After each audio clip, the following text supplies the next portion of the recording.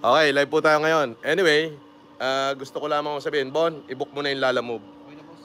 So, San Juan City, eto na, nag-book na si Bon ng Lalamove. Gusto ko lamang ipakita sa inyo na there you go. Andito yung mga inaayos namin na na mga bigas. Ayan.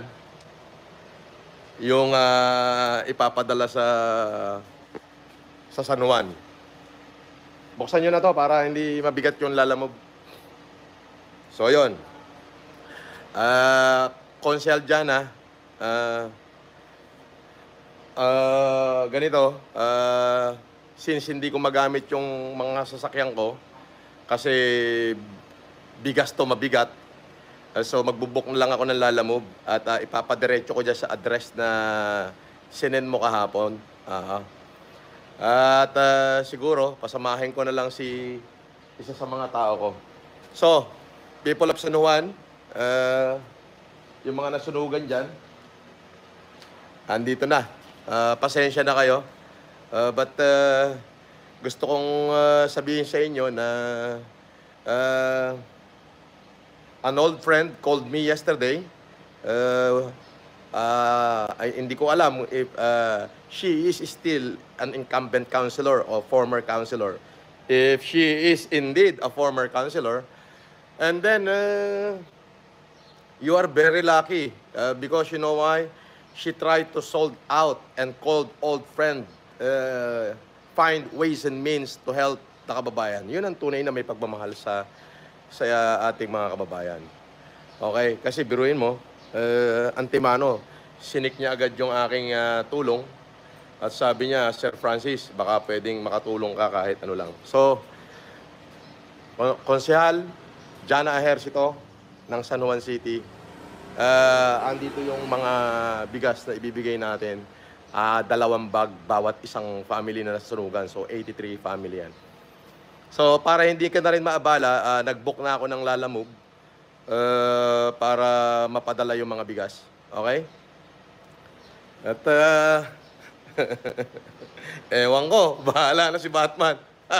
Gantong-ganto yun, napasok ako ng kulungan eh. Ganitong-ganito yun nung napasok ako ng kulungan. So, ayan. Ayan. Ipapadala natin yun sa San Juan. Yung mga apektado ng sunog. Ayo, bahala kayo. Basta ako, keep on helping lang at ipagpatuloy lang natin kung ano yung dapat nating gawin. Kasi ganito yan eh. Sabi ko nga, indeed,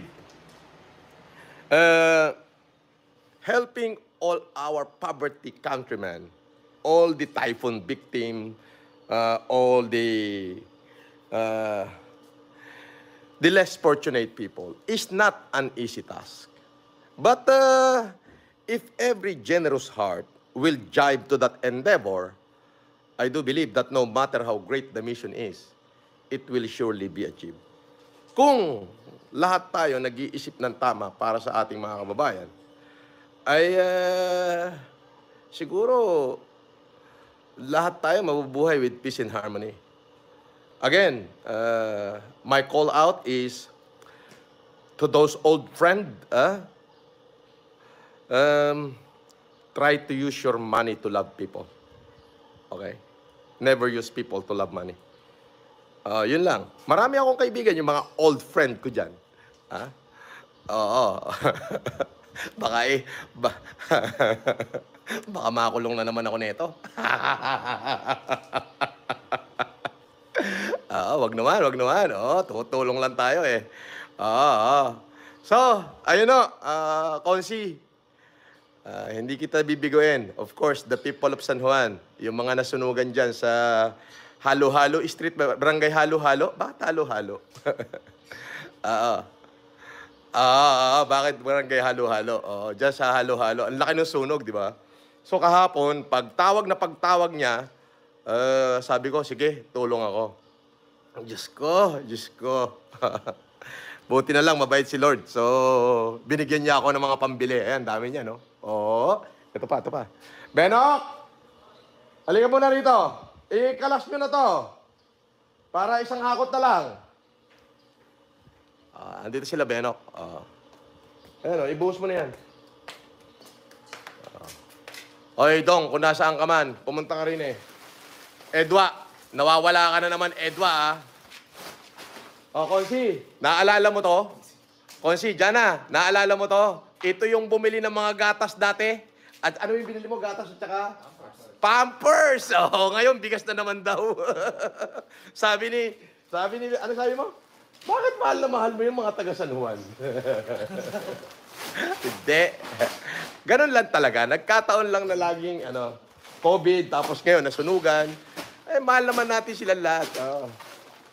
Yeah. Kita nyo naman, mga bata ko. Sabi niya, boss, pambihira, wala ba tayo ibang katulong? Sabi niya. Natural ganyan talaga. Pogi kayo eh. Di ba pogi ka, Benok? Cute lang. Cute lang. Ano masasabi mo kay Konsyal, kay Jana? Shoutout sa'yo, Konsyal. Para tayo nagba-back in time. Ano? Back in time? Para tayo nagba-back in time. Oo nga, no? Pero wag naman sana mag-back in time na makakulong uli ako. Puta, mahirap yan. Walang ganon, ha? Puta, negative yan. Na pambirang buhay ito. Pambira, tutulong lang ulit.